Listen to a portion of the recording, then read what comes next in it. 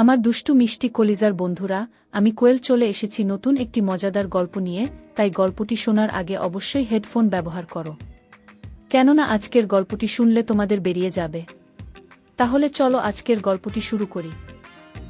আমি যখন রুমে ঘুমিয়েছিলাম, তখন হঠাৎ মনে হলো আমার রুমের ভিতর কেউ আসলো। আমি সেটা বুঝতে পারলাম, কিন্তু আমি ঘুমের ভান করে শুয়েছিলাম, আমার কাছে কি চায় সেটা জানার জন্য। তারপর লোকটি আমার রুমে ঢুকে আস্তে আস্তে আমার বিছানায় এসে বসল। তারপর আমার কাপড় সরিয়ে দিল। তারপর বন্ধুরা, আমার সাথে কি হয়েছিল তা শুনলে তোমাদের মাথা গরম হয়ে যাবে। তাহলে কথা না বাড়িয়ে মূল বিষয়টা শুরু করি। বিয়ের পর সংসার নিয়ে এতই ব্যস্ত হয়ে পড়েছিলাম, অনার্স ও কমপ্লিট করে উঠতে পারিনি। স্বামী, শাশুড়ি আর দেবর নিয়ে আমার ছোট্ট সংসার। সব দিকে আমাকে আর অসুস্থ শাশুড়িকেই দৌড়াতে হতো। ব্যস্ততার ভিড়ে আম্মুর কাছেও তেমন যাওয়া হয়ে উঠত না। গেলেও একদিন থেকে চলে আসতাম। যাই হোক, শাশুড়িকে বুঝিয়ে এক সপ্তাহের ছুটি নিলাম আম্মুর কাছে যাওয়ার জন্য। জানি আমার শাশুড়ির এক একদিন খুব কষ্ট হবে, কিন্তু আম্মুর কাছে যাওয়ার জন্য মন এত টানছিল, তাই 7 দিনের জন্য যাওয়ার সিদ্ধান্ত নিয়ে নিলাম। মা, যাচ্ছ বেশ, কিন্তু 7 দিনের বেশি থেকো না মা। আমিস মা বলতে হবে না আমাকে, আমিও বুঝি সব। কিন্তু আম্মুর ওখানে যেতে এত বেশি মন টানছে, এর আগে এতটা মন টানেনি। উনি মাথায় হাত বুলিয়ে বিদায় দিলেন আর বললেন যেন সাবধানে যাই। সজীব আমাকে ট্রেনে উঠাই দিল। আমার শ্বশুর বাড়ি থেকে মায়ের বাড়ি অনেক দূর, প্রায় 64 কিলোমিটারের দূরত্ব। ট্রেনে উঠার পর নানান রকম কুডাক ডাকছিল মনে। কেন জানি মনে হচ্ছিল আমার সামনে ঘোর বিপদ। কি সব আজেবাজে চিন্তা মাথায় আসছিল। মনে হচ্ছিল অ্যাক্সিডেন্ট হবে, আমি মারা যাব, আমি বুঝি বাসায় ফিরতে পারবো না। কখন এসব হাবিজাবি ভাবতে ভাবতে যেন ঘুমিয়ে পড়েছি। গাড়ি ব্রেক কষায় ঘুম ভাঙল। আমাদের এলাকার কাছাকাছি চলে এসেছি। পরের স্টেশনে নেমে যাব। এক নজর চারদিক তাকিয়ে দেখছিলাম। আমার ছেলেবেলার কথা খুব মনে পড়ছিল, যখন এখান দিয়ে আম্মুর হাত ধরে আসা যাওয়া করতাম। বাড়িতে আমার আম্মু আর 14 বছর বয়সী এক ছোট বোন আছে। অনেক দিন পর আসছি। প্রতিবার আসার সময় অন্যরকম আনন্দ লাগে, কিন্তু এবার কেমন জানি লাগছে। কিছুই ভাল লাগছে না, সব কিছু অসহ্য লাগছে। চিন্তায় ভাটা পড়ল। ট্রেন থেকে নামার সময় হয়েছে। ট্রলি এক হাতে আর অন্য হাতে সাইড ব্যাগ নিয়ে হাঁটা শুরু করলাম অটো স্ট্যান্ডের দিকে। অটোতে উঠলাম। গন্তব্যস্থানের কথা বলতেই লোকটা কেমন চমকে উঠল। অটোওয়ালা আপা, সন্ধ্যা নেমে আসছে, তার উপর আপনি একা। ওই এলাকা এখন খুব বিপজ্জনক। এখন ওই এলাকায় ঢুকলে আমার ফিরতে রাত হয়ে যাবে। আমি ওই এলাকার ভেতর ঢুকব না। ওই এলাকার আগেই আপনাকে নামিয়ে দেব। আমিস কি সব আবোলতাবোল বলছেন? কিসের বিপদ? ওই, আমি তো এরকম কিছুই শুনিনি। আমার আম্মু তো ফোনে আমায় এমন কিছু বলেনি। আপনার মাথা ঠিক আছে তো? অটোওয়ালা বলল, আপনাকে কেন বলছি গেলেই জানবেন। ওই এলাকায় খারাপ ফুলাইপান আছে। সন্ধ্যার পর পথে যাকেই পায় তাকেই ধরে নিয়ে যায়। তাই এখানে কেউ রাতে ঘর থেকে বের হয় না। অত কিছু বুঝি না, লাখ টাকা দিলেও এলাকায় যাব না। অনেক রাত হয়ে যাবে, সন্ধ্যার আগে ফিরতে হলে আপনাকে মাঝপথেই নামতে হবে। এদিক ওদিক তাকিয়ে দেখি আর কোন অটো নেই, কোনো রিকশাও নেই। সন্ধ্যা হতেও প্রায় ঘণ্টাখানেক বাকি। নিরুপায় হয়ে অটোতে উঠেই বসলাম ওনার শর্ত মেনে। অটোওয়ালা কথামত আমাকে মাঝপথে নামিয়ে দিল। বাধ্য হয়ে হাঁটা শুরু করলাম। সত্যি তো রাস্তা একটা কাকপক্ষী পর্যন্ত নেই। আছে শুধু প্যাঁচার ডাক, থেকে থেকে দূর হতে কুকুরের ঘেউ ঘেউ আওয়াজ ভেসে আসে। ছোটবেলায় আঙ্কেলের সাথে মেলায় যেতাম। মেলা থেকে ফিরতে বেশ রাত হতো। তখনও দেখেছি কত মানুষের আনাগোনা। এরকম নীরব কখনো দেখিনি। সত্যি মনে হচ্ছে কোনো পরিত্যক্ত এলাকায় ঢুকে পড়েছি। এ এলাকায় যে মানুষ বসবাস করে তা বোঝার উপায় নেই।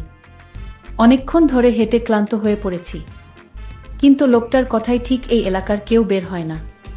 কুছ তো গাড়বার হ্যায়। কিন্তু আম্মুত আমায় কিছুই বলেনি এ ব্যাপারে। এমনকি আম্মু জানে আমি আসব। ফিরতে দেরি হচ্ছে, কিন্তু আম্মু তো টেনশন করছেন। মাঝে একবার ফোন দিয়েছিল, শুধু বলছে যেন সাবধানে আসি। এটা তো স্বাভাবিক একটা কথা। আগে স্কুলে থাকতে কোচিং থেকে ফিরতে একটু দেরি হলেই আম্মু এগিয়ে নিতে চলে আসত। কত টেনশন করত।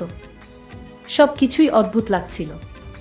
হঠাৎ মনে হলো সামনে দিয়ে কেউ দৌড় দিল আর বল, রাক্ষস। রাক্ষস। আমি ফোনের আলো তার দিকে তাক করে বললাম, আমি রাক্ষস না ভাই। দাঁড়ান, ভয়ের কিছু নেই। লোকটা বেশ স্বস্তি পেল। ফোনের আলোতে দেখে মনে হলো 20 বছরের বয়সী এক ছেলে। আমিস, কি ব্যাপার ভাই, তুমি এত রাতে বাইরে কেন? তুমি করেই বললাম বয়সে ছোট হবে তাই। ছেলেটি বলল, আপু আমারও সেম প্রশ্ন, আপনি একা এই রাতে, তাছাড়া চারদিকে ঘুটঘুটে অন্ধকার। আমিস আর বইল না, ঢাকা থেকে ফিরছিলাম। এমনি জ্যামে আটকা পড়ছিলাম, তবুও দেরি হতো না যদি পুরো পথ অটোতে আসতে পারতাম। হাঁটতে হাঁটতে রাত। ছেলেটি বলল, আপু আমার নাম শহীদ, আমি বরিশালে থাকি। একটা সরকারি কলেজে ইন্টারে পড়ি, যে হোস্টেলে থাকি। ওখানে একটা মার্ডার হয়েছে, তাই বাধ্য হয়ে বিকেলেই রওনা হই। জানি বাসায় ফিরতে অনেক রাত হবে, তাই এক আত্মীয়ের বাসায় যাই। কিন্তু তারা থাকতে দিতে আপত্তি জানায়, তাই বাধ্য হয়েই হাঁটতে শুরু করি। আপনাকে আরও আগেই দেখেছি পেছন থেকে, কিন্তু ভয় করছিল যে আপনিই সেই বাজে কিছু কিনা। আমি বললাম, আমি বুঝছি না একই কথা। অটোওয়ালাও বল, কাহিনী কি সত্যি? শহীদ বল, হ্যাঁ আপু সত্যি, আমার খুব ভয় করছে। গায়ের পশম দাঁড়িয়ে আছে। ফোনের হালকা আলোয় তার কপালের বিন্দু বিন্দু ঘাম আমাকে ভাবিয়ে তোলে। আমিস, ভয় পেও না ভাই, মনে সাহস রাখ। শহীদ বলল, আপু কিছু মনে করবেন না, আমি আপনার ছোট ভাইয়ের মতো, আমি আপনার সাথে যাই। আমার খুব ভয় করছে। আমি বললাম, ঠিক আছে চলো। কিন্তু আমার মনে কেন জানি ভয় লাগছিল না। অন্ধকারে নীরব রাস্তায় পাতার আওয়াজও খুব ভয়ঙ্কর লাগছিল। নিজেদের নিঃশ্বাসের শব্দ শোনা যাচ্ছিল। হাঁটতে হাঁটতে আমি প্রশ্ন করলাম, আমিস ভাই তুমি কোনো গ্রামে যাবে? শহীদ উত্তরে যে গ্রামের নাম বলেছিল সেই গ্রাম আমাদের গ্রামের পরের গ্রাম। শহীদ বলল, আপু আপনি বাড়ি চলে গেলে তো আমি একা হয়ে যাব। তখন খুব ভয় করবে আমার, আমি তো ভয়েই মরে যাব। আমিস, আচ্ছা তুমি আমার বাসায় থেকে কেমন? আর ভয় পেও না। হঠাৎ মনে হলো আমাদের দুজনের সাথে আরও কেউ হাঁটছে, এদিকে ফোনও অফ হয়ে গেল। এখন অন্ধকারে হাঁটবো কি করে? ফোনে তো মাত্রই দেখলাম 50% চার্জ, এখন তো বন্ধ হবার কথা না। শহীদ বলল, আপু আমার খুব ভয় করছে, আমার কাছে কোনো মোবাইলও নাই। এখন কি হবে আপু?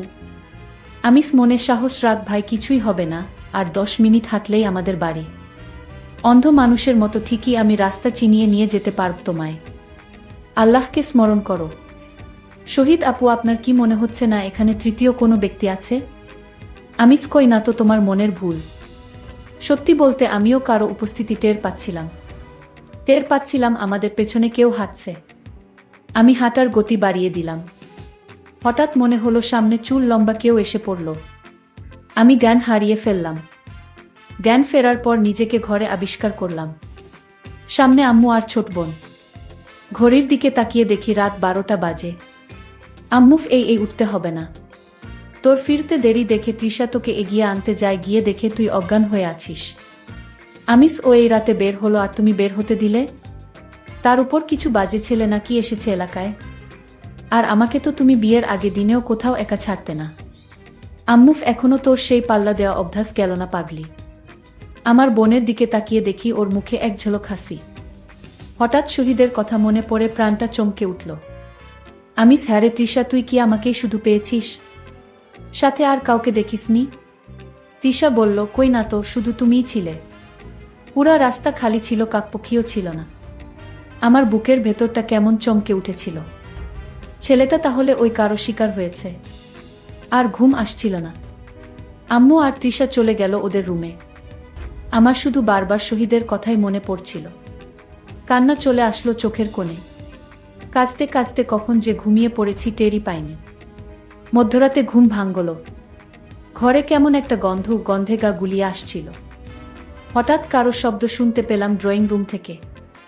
এত রাতে আবার কে কি করছে ড্রয়িং রুমে? রাত এখন 2:30, শব্দটা ড্রয়িং রুম থেকে আসছে। আমার রুমের দরজায় বিয়ের আগে তারকাটা দিয়ে একটা ছিদ্র করে রেখেছিলাম, যাতে আমাকে দেখতে আসলে পাত্রকে এই ছিদ্র দিয়ে দেখতে পারি। সেই ছিদ্র দিয়ে উকি দিয়ে যা দেখলাম তা দেখার জন্য মোটেও প্রস্তুত ছিলাম না। আমার ছোট বোন আর শহীদকে দেখতে পেলাম ওই রুমে। আমি হঠাৎ না দেখার ভান করে শুয়ে পড়লাম। কিন্তু ও একটু সন্দেহ করেছে মনে হয়। মুখে আঁচল গুজে শুয়েছিলাম।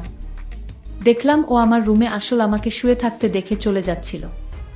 যাওয়ার পথে আরেকবার ফিরে তাকাল। আমি বুঝতে পারলাম আমি থাকাতে ওর অসুবিধা হচ্ছে। ও যদি টের পায় আমি ওর আসল রূপ জেনে গেছি তাহলে আমাকেও ছাড়বে না।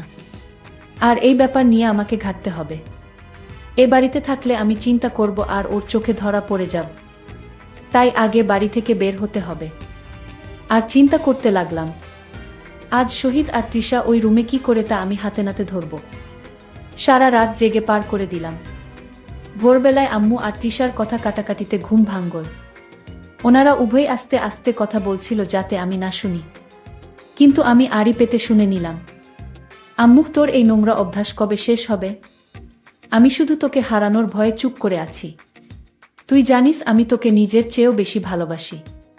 খুব স্বাভাবিকভাবে আম্মুর সাথে কিছুক্ষণ সময় কাটালাম, নাস্তা করলাম। তারপর আম্মুকে বললাম একটু হোস্টেলে যাব, আমার রুমমেটদের সাথে দেখা করে আসি। আমার ফ্রেন্ডরা আছে ওখানে। বিয়ের পর ওদের কারো সাথেই দেখা হয়নি। আম্মু কিছু একটা ভেবে একটা দীর্ঘশ্বাস ফেলে বল, যাও।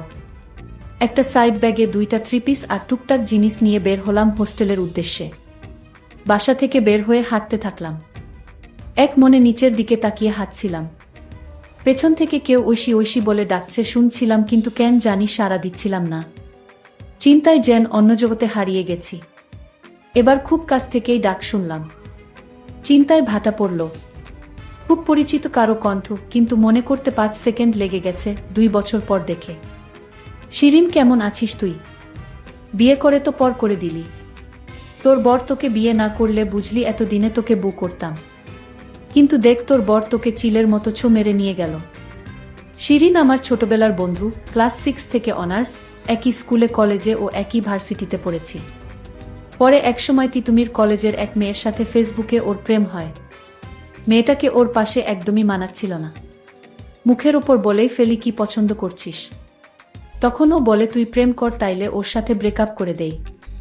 এসব কথা বলতে বলতে বিকেল ঘনিয়ে আসতে শুরু করলো। যাই হোক, আমি আবার সন্ধ্যায় বাড়িতে ফিরলাম। বাড়িতে ফিরে ভাবতে লাগলাম শহীদ এত রাতে আমার বোনের রুমে আসলো কি করে। বিষয়টা আমার কাছে অদ্ভুত লাগছিল। আমি আজ ভাবলাম, আজ আমি তাদের রুমে দরকার হয় লুকিয়ে থাকব। তারপরও ওদের আসল রহস্যটা আমি জানব। কারণ গতকালের দৃশ্য দেখে আমার কিছুতেই ঘুম আসছিল না। আমি আগে থেকেই ছোট বোনের রুমে লুকিয়ে গেলাম। কিন্তু আজ রাত আমার বোন তৃষা রুমে আসলো না। আমি অবাক হলাম, তারা আজ কোথায় গেল। আমি ভাবলাম এবার আমি আমার রুমে যাইতো। আমি আমার রুমে গিয়ে দেখতে পেলাম তারা দুজনকে। তার দুজনকে আমি আমার রুমে দেখতে পেয়ে আমার চোখ কপালে উঠে গেল। আমি ভাবলাম ওরা দুজন যখন আমার রুমে আছে তাহলে আমি আজ বোনের রুমে গিয়ে শুয়ে পড়ি। আমি যখন ঘুমাতে গেলাম তখন আমি দরজাটা বন্ধ করেই ঘুমাতে গেলাম। আমি যখন ঘুমিয়ে পড়লাম তারপর রাত 2টার দিকে ঘুমের ঘরে আওয়াজ পেলাম। সেই আওয়াজে আমার ঘুম ভেঙে গেল। আমি তখন আর ঘুমালাম না। আমি ঘুমের ভান করেই শুয়েছিলাম। দেখি হয় সেটা জানার জন্যই। আমি টের পাচ্ছিলাম আমার রুমে কেউ চুপি চুপি এসে ঢুকলো। তারপর আমার বিছানায় বসলো। তারপর আমার কাপড়টা সরিয়ে দিল। আমি চুপচাপ ছিলাম। তারপর আমি হঠাৎ ঘুমের ভান ছেড়ে লাফ দিয়ে বিছানা থেকে উঠে গেলাম। আর বলতে লাগলাম, কে কে তুমি? আমি দেখলাম সেটা আর কেউ না, আমার ছোট বোন। আমি তার চোখের দিকে তাকালাম। দেখলাম সেটা মানুষের চোখ না। সেটা আমার কাছে মনে হচ্ছে কোনো ভূতের চোখ। আমি চিৎকার দিলাম। মা তখন আমার রুমে হাজির। আমার মা বলল, কি হয়েছে তোর? আমি বললাম, আমার বোন এরকম করছে কেন? তার চোখ তো মানুষের মনে হচ্ছে না। মা তখন বলল, তুই যা দেখেছিস তাই সত্য। এটা তোর স্বাভাবিক বোন না। আমাদের মতো স্বাভাবিক মানুষ না। তোর বোন ঠিক আছে, কিন্তু সে রাক্ষস। সে সাধারণ মানুষ না। আমার গর্ভ থেকে জন্ম নিল এক রাক্ষস। গতকাল শহীদ ছেলেটাকে মেরে ফেলেছে। আজ তোকেও মারতে এসেছিল। কিন্তু তুই তো ওর বড় বোন, তাই তোকে মারবে না। মায়ের কথা শুনে আমার চোখ দিয়ে পানি ঝরছিল। আজকের মতো এখানেই শেষ করলাম। গল্পটি যদি ভালো লাগে তাহলে অবশ্যই চ্যানেলটি সাবস্ক্রাইব করে পাশে থাকবেন। ধন্যবাদ।